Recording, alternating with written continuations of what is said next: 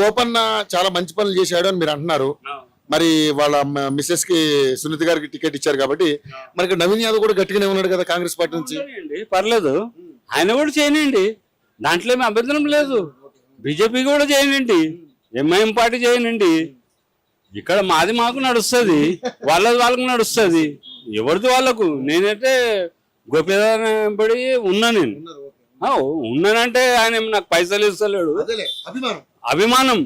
ఒక డెవలప్మెంట్ కూడా మంచిగా ఉంది, వాటర్ ట్యాంక్ ఉంది, ఇది ముంగట ఉంది, మీరు చూసుకోవచ్చు అక్కడ, అది కూడా ఉంది.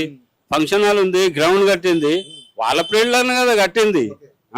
మళ్ళీ అవన్నీ కట్టిన తర్వాత మీరు హామీలు ఇవన్నీ ఇచ్చి మళ్ళీ ఎగ్గొడితే 6 గ్యారంటీలు ఏమి ఇచ్చిందన్నా, ఎప్పుడు ఇచ్చిండ్రు, ఎవరికి ఇచ్చిండ్రు చూపించండి. మళ్ళా పల్లెటూర్లలో చాలా చెప్పుకుంటున్నారు, మనమైతే పల్లెటూరు పోలేము. హైదరాబాద్ లో పుట్టిన వాళ్ళు పెరిగిన వాళ్ళము. నేను ఖైరతాబాద్ లో పుట్టి పెరిగినోని, మన గడ్డ హైదరాబాద్ వచ్చినాము. ఇప్పుడు వస్తే ఇప్పుడు రానివ్వండి, ఎవరు వస్తే మనకేం లేదు, మనకు పని జరగాలి. కాకపోతే మా సునీతి మేడం రావాలి, నాకైతే అదే కోరిక. ఎందుకంటే నవీన్ యాదవ్ గట్టిగా ఉన్నాడు, ఆయన పని చేసుకుంటున్నాడు.